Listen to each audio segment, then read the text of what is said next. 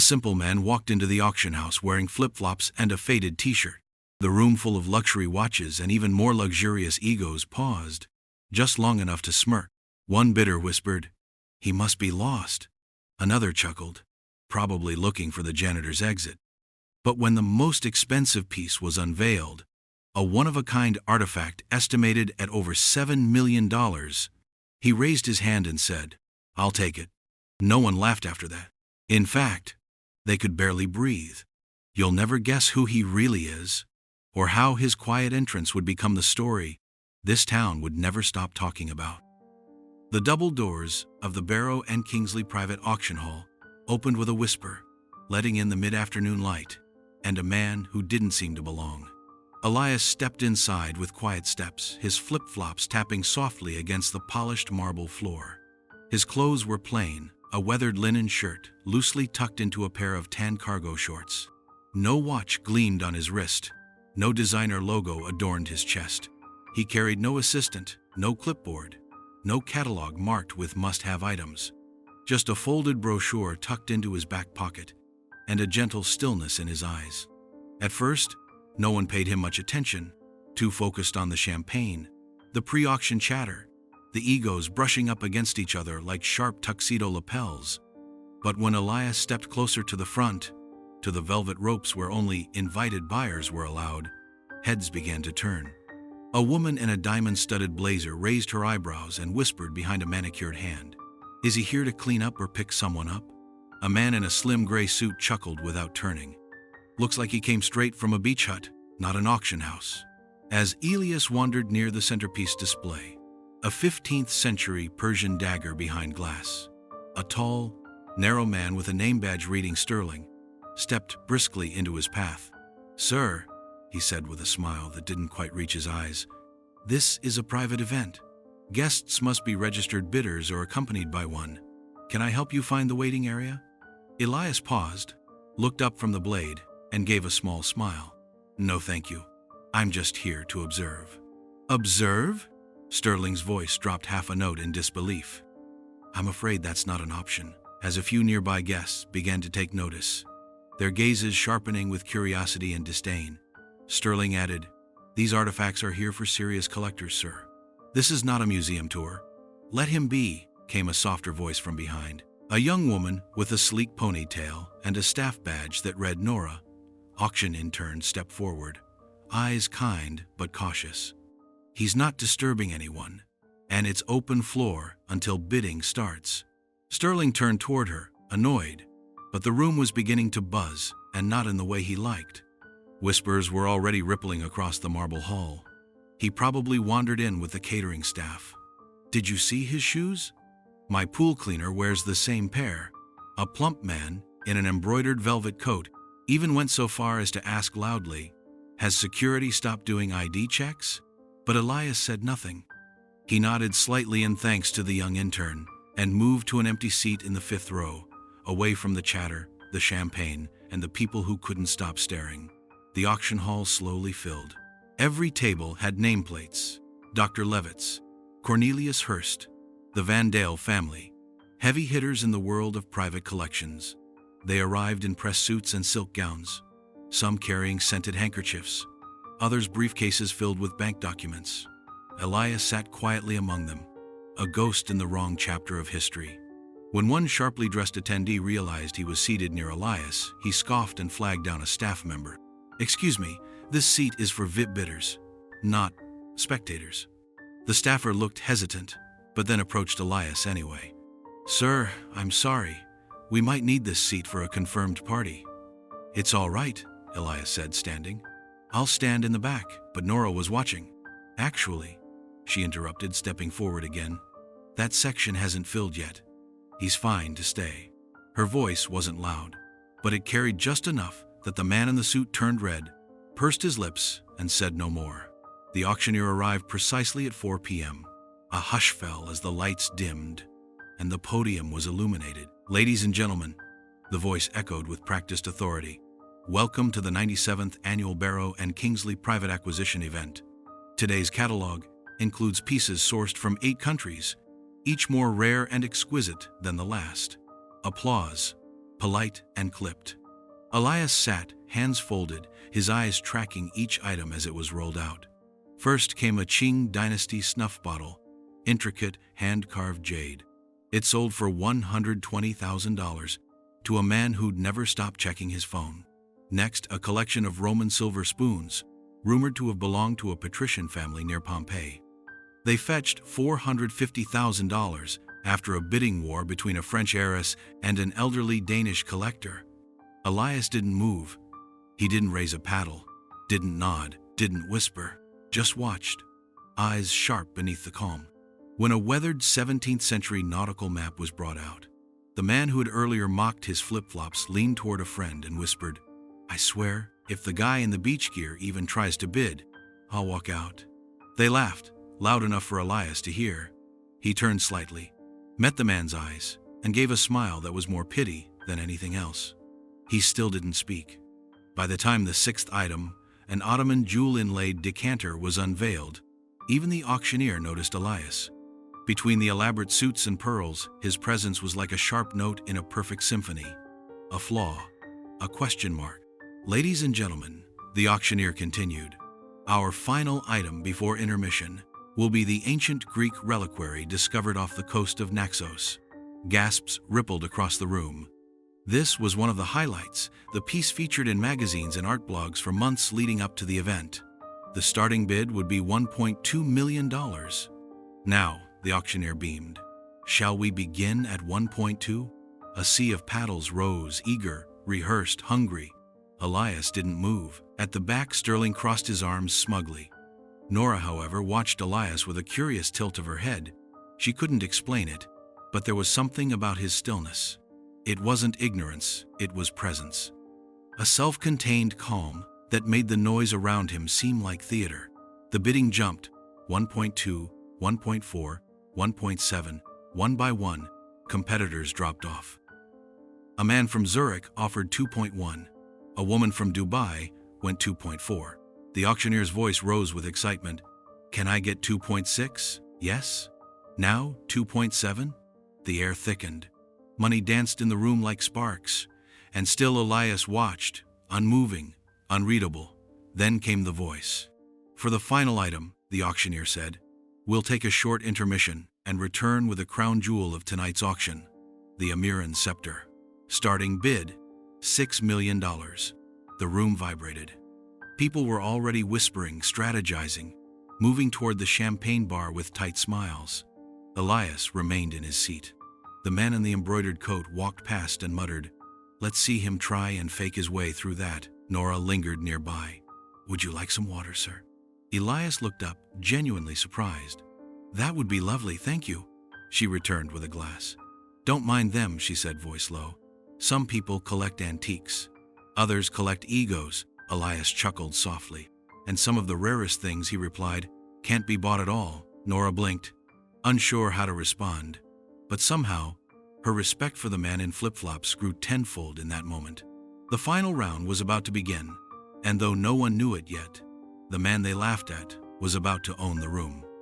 As the lights dimmed and the velvet curtains parted for the final piece of the night, the energy in the room shifted.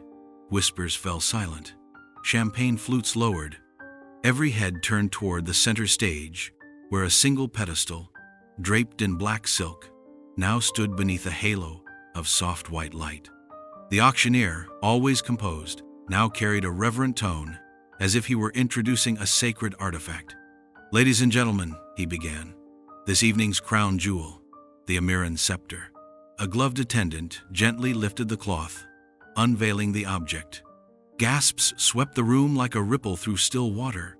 The scepter glowed, a slender rod of carved obsidian and polished amber, its surface lined with intricate etchings that shimmered like fire under the lights. At its head rested a sphere of moonstone encased in delicate golden filigree, shaped like woven laurels. Even those unfamiliar with antiquities could sense it was not merely old, but ancient, sacred, powerful. The auctioneer continued, "Believed to have originated in the Armenian highlands nearly 2,000 years ago, the Amiran scepter has passed through royal hands and vanished during the fall of Constantinople. Its reappearance has stunned historians and collectors alike. The piece is appraised at over 6 million, though many agree its cultural value is immeasurable. Elias didn't blink. His breath caught, just slightly, as he stared at the relic that had haunted his dreams for a decade. The room had narrowed. The voices faded. He didn't see the sea of tuxedos or hear the soft shuffles of polished shoes. He saw only that artifact and a ghost of the man who once held it in trembling hands. His father, Jonathan Ferro, renowned collector, scholar, and once the most respected private curator in Europe, had dedicated his life to the preservation of cultural history. His passion had bordered on obsession, particularly for items of lost provenance. Relics rescued from black markets returned to their rightful place. Elias had grown up under vaulted ceilings and candlelight, in a house filled with ancient music boxes, Babylonian pottery, and Greco-Roman scrolls in glass. By age 7, Elias could read Sumerian. By 10, he could identify a forgery from 10 feet away. He didn't grow up with bedtime stories, but with legends of kings and saints and forgotten gods. His father, though brilliant, was often absent, even when he was home. Elias loved him fiercely, and yet, in his teens, he began to drift. A life lived chasing the past came with a cost. Friends lost, birthdays missed, a childhood always shadowed by artifact crates and museum donations. Then, one night, his father vanished. No note. No explanation. Just a single empty display case in the study, the one that had once housed the Amiran scepter. Authorities called it a disappearance. Some whispered suicide, others conspiracy. But Elias had found the letter, hidden beneath a floorboard months later. It wasn't long, just 12 lines. The last one still echoed in Elias's mind even now. Some relics aren't meant to be kept, but if they resurface, protect them. They carry more than gold. Elias sold the estate quietly, donated most of the collection anonymously, and vanished from the circles he was born into. For 10 years, he wandered, apprenticing with woodworkers in rural Italy, teaching calligraphy in Kyoto, spending months in Moroccan villages carving patterns into cedar. He never once gave an interview, never once re-entered the world that defined his father's name. Until 3 weeks ago, a friend in Belgium, one of the few he still spoke to from the old world, had emailed him a catalog. Look familiar? Attached with a photo of the scepter, its listing under a vague European dealer. The moment Elias saw it, something cracked inside him. Not rage, not even sorrow, just gravity, the kind that pulls you back to something unfinished. He didn't call anyone, didn't plan revenge. He bought a coach ticket, packed a small bag, and walked through the doors of Barrow and Kingsley auction house in a shirt he'd sewn himself and shoes older than most of the bidders' marriages. And now, here it was, the Amiran scepter. The room was frozen in anticipation. The auctioneer smiled broadly. Shall we begin at 6 million? A paddle rose immediately. Bidder number 12, a Saudi collector known for outbidding anyone under 10 million. 6.1, called a woman near the front, French accent curling the number. 7, countered another, his voice confident, sharp. 7.3, a fourth offered. Elias stood, no paddle, no assistant, no gesture rehearsed in glass boardrooms. Just a calm voice. 20 million. A hush, audible, immediate. Someone gasped. Another choked on their drink. The auctioneer faltered for the first time that night. Sir, did you say 20 million? Elias repeated, louder. Cash, wire confirmed. Nora, standing near the side of the room, nearly dropped her tray. Sterling's mouth opened and closed, fish-like. And the room that had spent the last hour laughing at Elias, had nothing left to say. We will confirm, the auctioneer stammered, gesturing for the finance team. Elias pulled a folded document from his pocket, a pre-approved verification from one of the world's oldest private banks. It bore no logo, just a wax seal and 2 signatures. The room waited. The auctioneer stepped aside as the head of the auction's finance team rushed to the podium. She examined the document, scanned it with a portable reader, and then turned slowly toward the stage. She nodded. Once, firmly. Funds verified. Dead. Silence. The auctioneer cleared his throat, straightened his jacket, and tried to recover his showman's tone. Very well then. We have 20 million. Do I hear 21? Nothing. Not one paddle. Not one breath. No one dared. Last call. Going once. Going twice. Sold. A single gavel strike. Final. Irrevocable. The crowd sat in stunned reverence. The scepter was gently returned to its case, and Elias walked down the aisle with the serenity of a monk, stopping only to turn toward the auctioneer. Please have it sent to the National Museum of Armenia, he said simply. No attribution necessary. He turned to leave, but paused at Nora, who still looked like she was processing a different language. Thank you, he said sincere, for treating me like a person. She blinked. What? Who? Who are you? Elias smiled, gentle. Just someone who remembers where that belonged. As he exited through the heavy oak doors, phones began buzzing. A reporter whispered frantically into a recorder. A CEO mouthed, "Who the hell was that?" But Sterling just stood there, pale, watching his own reflection in the glass case where the scepter had stood, and seeing for the first time the weight of the assumption he had made. The flip-flops, the linen shirt, the quiet man with no entourage, had just rewritten the rules of the room. The gavel still echoed through the chamber when the weight of what had just happened began to settle like dust across a battlefield. No applause followed, no celebratory chatter. The usual buzz of post-bid speculation was replaced by a hollow, disbelieving quiet, the kind that only comes after someone has unknowingly stood in the presence of something far larger than themselves. The velvet ropes might as well have been drawn around every ego in the room, keeping them corralled in stunned confusion. Elias turned without hurry, the same measured pace he'd walked in with, as if he hadn't just shattered every unspoken rule of that room. The auctioneer, now visibly flustered, tried to recover his practiced charm, but it clattered to the floor, like the shattered assumptions around him. Well then, he said awkwardly, tapping his gavel one more time, that concludes tonight's auction. Please visit the reception area for refreshments. And congratulations to our buyers. But no one moved. Not yet. Eyes followed Elias like ghosts, like gravity. The man in flip-flops who had just made a $20 million purchase without blinking. The man they'd mocked, dismissed, laughed at. Sterling, once so smug, was now ghost-pale, his hands trembling slightly at his sides. He stepped forward, then paused, unsure. He looked like someone walking toward a priest with a sin too big to confess. "Sir," he finally managed, his voice dry, forced. I apologize for earlier. We had no idea." Elias turned, expression calm. "You didn't need to know who I was," he said quietly but firmly. "You just needed to treat me like a person." Sterling swallowed hard. "I understand now. No," Elias said, not harshly but with weight. "You don't understand. Not yet, but maybe someday you will." Just then, one of the big-name bidders, Cornelius Hurst, known in elite circles for his high-profile acquisitions and impossible standards, stepped forward, brow furrowed. "Excuse me," he said, directing the question more to the air than any one person. "Who was that man?" Sterling opened his mouth, but Nora beat him to it. She stepped forward, voice clear, steady, and just loud enough to be heard by the front half of the room. That was Elias Farrow. The name hit the room like a dropped violin. Several guests gasped. Someone dropped their champagne glass. One woman muttered, "No, it can't be." But Nora continued, her voice now bolstered by the growing silence. "He's the son of Jonathan Farrow, the antiquities scholar. The one who disappeared," another whispered. "The Farrow collection," someone else added.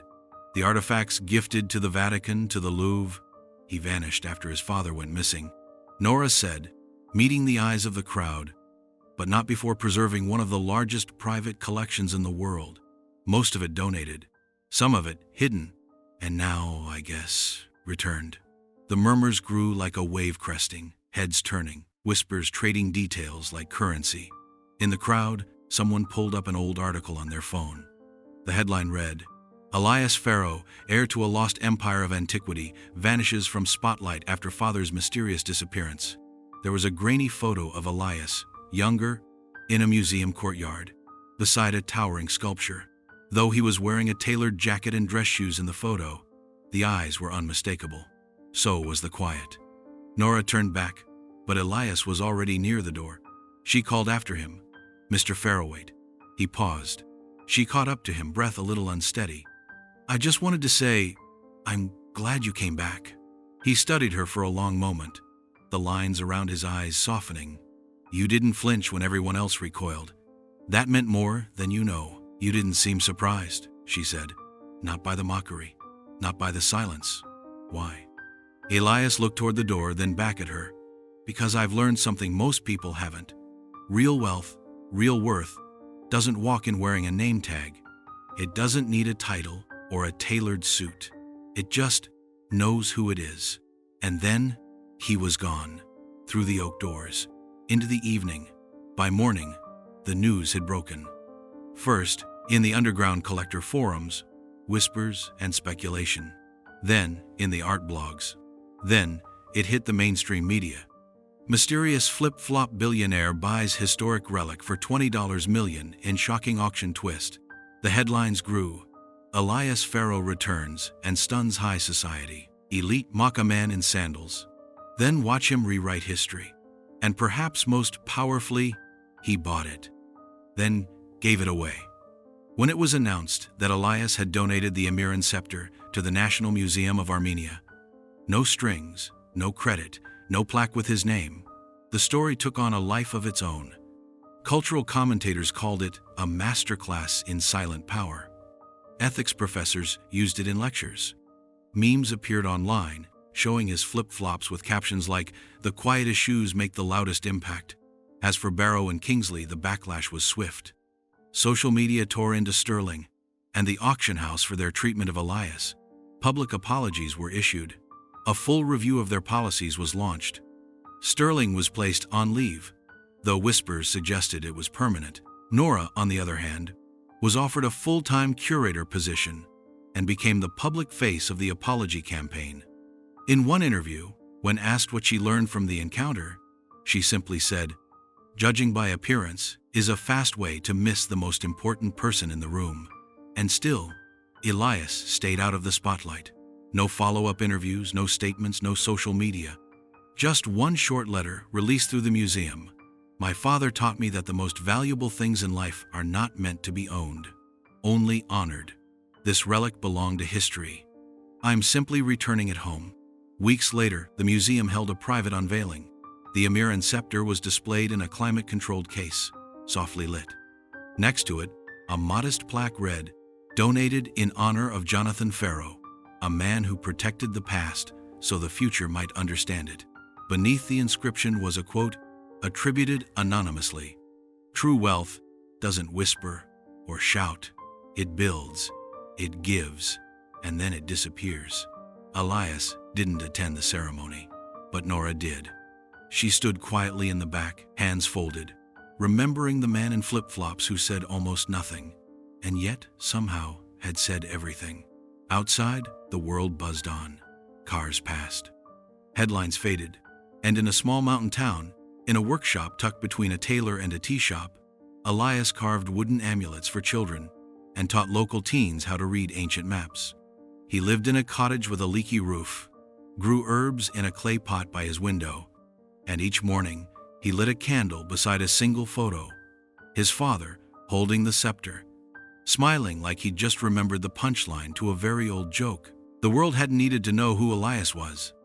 But now that it did, maybe it would look a little differently at the next quiet man who walked into a room. Maybe. And if not, that would be all right too, because Elias Farrow had never needed recognition to change the world. Just purpose and flip-flops.